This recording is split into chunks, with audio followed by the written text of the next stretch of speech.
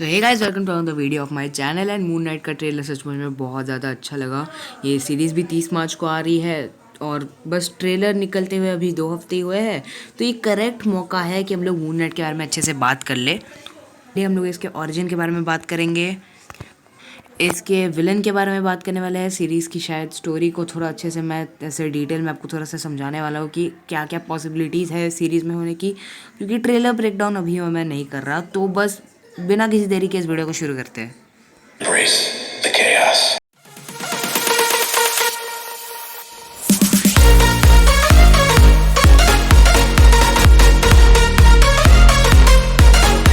सबसे पहले बात करेंगे मून नाइट के ओरिजिन के बारे में। तो अपने मेन कैरेक्टर का नाम मार्क स्पेक्टर होता है, जो कि एक मर्सनरी होता है, यानी कि पैसा लेके लोगों को मारने वाला। और एक दिन एक ऐसे ही मिशन में गया होता है बुशमैन नाम के आदमी से, जो कि अपने ही लोगों को धोखा देके उन्हें मारना शुरू कर देता है।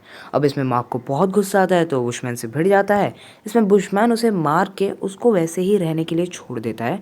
तो वहाँ के लोगों की वह मार्क मदद लेता है एंड पहुँच जाता है मून गॉड खोंशू की स्टैचू के सामने। और इजिप्शियन मून गॉड खोंशू तभी उसके विजन में आते हैं, यानी कि उसके दिमाग के अंदर आते हैं एंड उसी बात कहते हैं कि मैं तुम्हें बचा लूँगा, बदले में तुम मेरी पावर्स ले लो और मेरे बदले तुम दुनिया में बुराई से लड़ो। तो मार्क इसमें राज़ी भी हो जाता है। तो मून नाइट बन के अच्छे से ऑपरेट करने के लिए मार्क अपने अलग अलग आधार कार्ड्स बना लेता है, यानी कि अपनी अपनी अलग अलग पर्सनैलिटीज़ बना लेता है। सबसे पहले तो मार्क स्पेक्टर खुद, जो कि मर्सनरी होता है। उसके बाद जैक लोकली, जो कि एक टैक्सी ड्राइवर होता है, ताकि वो इसे स्ट्रीट्स वगैरह पे नज़र रख सके। उसके बाद स्टीवन ग्रैंड, जो कि एक मिलियनेयर होता है।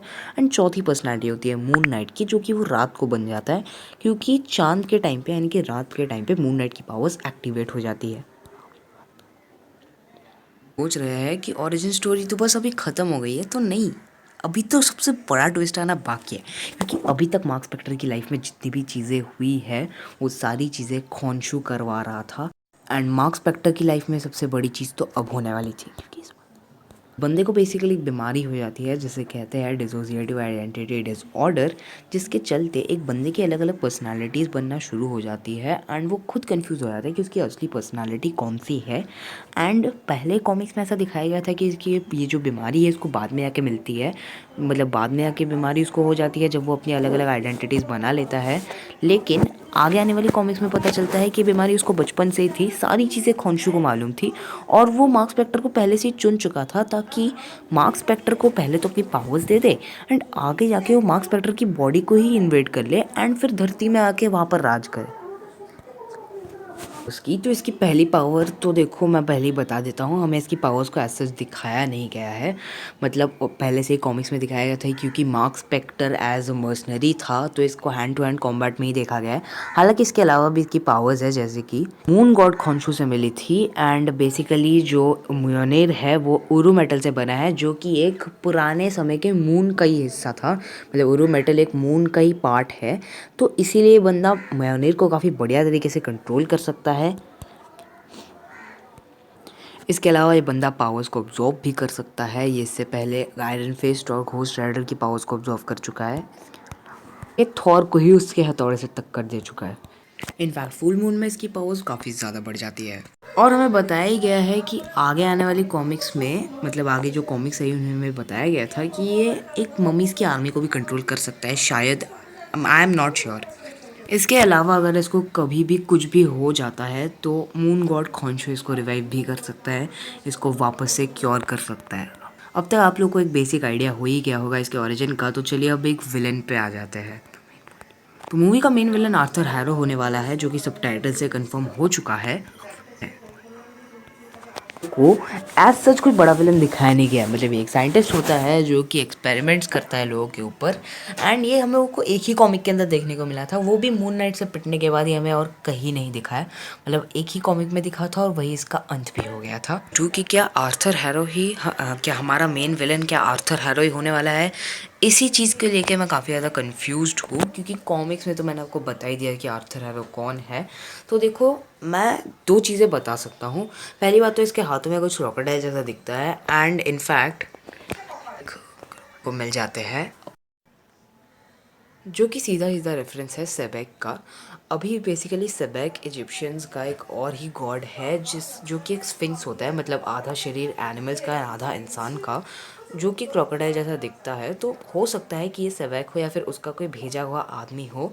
एंड जो सेकंड पॉइंट है वो ये है, उसको सन गॉड रा से अपनी पावर्स मिली होती है, एग्जिस्ट करता है। उसका जो नाम भी है ना वो एक्चुअली से रिवील नहीं किया गया था, और उसका भी ऐसा एक सॉर्ट ऑफ फॉलोइंग वगैरह था। इनफैक्ट जो सन किंग है उसको अपनी पावर्स जिस गॉड इजिप्शियन गॉड यानी कि सन गॉड रा से मिली है, वो और कोई नहीं बल्कि मून गॉड खोंशू का फादर है। तो इस पॉइंट पर एक्चुअली में इन बाप बेटों की बिल्कुल नहीं मिलती है, तो मे भी ऐसा हो सकता है कि सन गॉड रा ने अपना एवटार चुन लिया हो। अब देखो आगे जाके तो अपना जो मेन कैरेक्टर यानी कि जो कैरेक्टर है यानी कि सन किंग, ये आगे आके एक हीरो बन जाता है, बट इस सीरीज़ में क्या होगा मुझे कुछ नहीं पता। मून नाइट के सूट का फर्स्ट लुक देखने को मिलता है, तब हम लोग एक उस क्रीचर को उसको पीटते हुए देख सकते हैं, मतलब वो किसी को तो पीट रहा है, इसके पैर इंसानी तो बिल्कुल भी नहीं है। तो आइदर ये वेयरवुल्फ बाय नाइट नाम की सीरीज़ में आने दिखने वाला वेयरवुल्फ हो सकता है, मतलब मार्वल वाला ऐसे एक सीरीज़ निकाल रहा है इसी साल हैलोवीन में, क्योंकि कॉमिक्स के अंदर भी वेयरवुल्फ बाय नाइट नाम की कॉमिक में ही मून नाइट का पहला अपीयरेंस हुआ था, जहाँ पर कुछ लोग इसे एक्चुअली बुलाते हैं ताकि ये वेयरवुल्फ को मार के उसे पकड़ सके। किसी ना किसी गॉड का कोई भेजा हुआ आदमी भी हो सकता है, या फिर कोई ऐसा एक भेजा हुआ कुछ भी हो सकता है, कोई क्रिएचर जिसे भेजा गया हो ताकि वो मून नाइट से बदला ले सके या फिर फाइट कर सके। अब हम लोग बात करने वाले हैं स्टोरी, मतलब सीरीज़ की स्टोरी के बारे में। अभी देखो इस ट्रेलर को काफ़ी बार क्लियरली देखने के बाद मैंने ये चीज़ अच्छे से नोटिस की है। जो चीज़ नोटिस की है वो मैं आपको थोड़ा अच्छे से समझा देता हूँ। देखो हम लोग ट्रेलर में कई बार देख चुके हैं, म्यूज़ियम में आया जाया कर रहा है हर रात, एंड इनफैक्ट ये तो म्यूज़ियम में काम भी कर रहा है।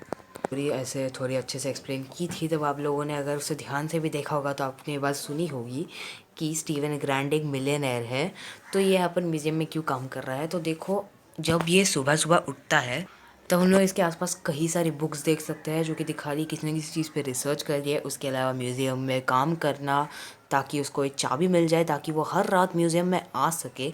मुझे ये सब लग रहा है कि ये कुछ ना कुछ म्यूज़ियम से लेना चाहता है, मतलब ये किसी न किसी चीज़ को म्यूज़ियम से चोरी करने का प्लान बना रहा है। अपने स्टीवन ग्रांड को एक बैग लेते हुए भी भागते हुए देख सकते हैं, जहाँ पर ये काफ़ी ज़्यादा खुश है। एंड अगर आप लोग सोच रहे हैं कि मैं स्टीवन ग्रांड क्यों कह रहा हूँ जबकि कैरेक्टर का नाम मार्क स्पेक्टर है, तो ट्रेलर में पूरी तरीके से हम लोग को स्टीवन ग्रांड को ही दिखाया गया है। मार्क स्पेक्टर एक भी शॉट पे नहीं दिखा, मतलब हाँ एक शॉट होता है जहाँ पर अपना मेन कैरेक्टर ग्लास को तोड़ के मतलब उसे ऐसे लात वात मार के शटअप चिल्ला रहा होता है, तो वहाँ पर सबटाइटल्स में इसको मार्क ही कहा गया है, वरना बाकी हम लोग को मार्क पूरे ट्रेलर में दिखाई नहीं है। के अंदर मतलब पूरे सीरीज़ के अंदर हम लोग को दिखाया जाएगा कि जो स्टीवन ग्रांट है वह यहाँ पर एक नाटक कर रहा है कि वो एक लूज़र वगैरह है जो कि बिलियनर तो बिल्कुल भी नहीं है, एंड एक म्यूज़ियम में काम कर रहा है ताकि वो कभी भी चांस पे मतलब मौके पे चौका मार के कोई चीज़ चुरा के भाग जाए जिस पे वो काफ़ी टाइम से रिसर्च भी कर रहा है। तो हम लोगों को ट्रेलर में ये लंदन का शॉट दिखाया जाता है जो कि क्लियर करता है कि ये कैरेक्टर लंदन में है। एंड अगर आपने इटर्नल्स देखी है तो इटर्नल्स भी लंदन ही में थे, तो लंदन में अभी कौन है। अगर आपने इटर्नल्स का पोस्ट क्रेडिट सीन देखा है तो आप लोगों को पता ही होगा कि लंदन में और कोई नहीं बल्कि डेविड विटमैन और ब्लेड है उसके साथ। कि डेन विटमैन वो उस पॉइंट पर एक अपनी मतलब ऐसे अपनी फैमिली का एक तलवार को छू रहा होता है, तो उस तलवार में कई सारी पावर्स हैं, उस तलवार को लेने के बाद वो ब्लैक नाइट नाम का एक कैरेक्टर बनने वाला है जो कि काफ़ी पावरफुल सुपर हीरो होने वाला है। इसके अलावा पीछे हम लोगों ने एक बंदे की आवाज़ सुनी थी जिसको सबटाइटल्स में तो मिस्टीरियस मैन कहा गया था, लेकिन ये बंदा और कोई नहीं बल्कि ब्लेड होता है। मतलब ब्लेड एक और ही कैरेक्टर है जो कि आधा वेम्पायर और आधा इंसान है, और ये आगे जाके वेम्पायर हंटर भी बन जाता है। इसके ऊपर 3 मूवीज़ आई थी, इसका थर्ड पार्ट ने अच्छे से चला नहीं था, एंड अगर आपने वो 3 पार्ट्स नहीं देखे हैं तो टेंशन मत लो क्योंकि इनका rebooted version Marvel cinematic universe में आने वाला है, और वो जो बाकी के 3 पार्ट्स थे वो मार्वल के अंडर टेक प्लेस नहीं करती है। तो अगर ये तीनों लोग लंदन में ही टाइम के अंदर है तो इसका मतलब ये हुआ कि कुछ तो होने वाला है, तो प्रॉब्ली इसके पोस्ट क्रेडिट या फिर एंड क्रेडिट सीन में हम लोगों को कुछ देखने को मिलने ही वाला है। तो गाइस आज की वीडियो के बस इतना ही। आज की वीडियो में मैंने पूरी तरीके से मून नाइट के बारे में बात की है, ओरिजिन विलन स्टोरी वगैरह मैंने सब कुछ आपको अच्छे से एक्सप्लेन कर ही दिया है। फिर भी अगर आपको कोई सा भी क्वेश्चन हो तो आप लोग मुझे कमेंट सेक्शन में लिख सकते हो। मैं मिलूंगा आपसे अगली वाली वीडियो में। अगली वाली वीडियो हम लोग doctor strange into the multiverse of madness के लीक वाले कास्ट के बारे में बात करने वाले हैं, तो बस सब्सक्राइब कर दो, लिंक नीचे डिस्क्रिप्शन में है। इसके अलावा मेरा गेमिंग चैनल भी है, तो अगर उसे सब्सक्राइब करना चाहते हो तो डिस्क्रिप्शन में लिंक मौजूद है, चेकआउट कर सकते हो।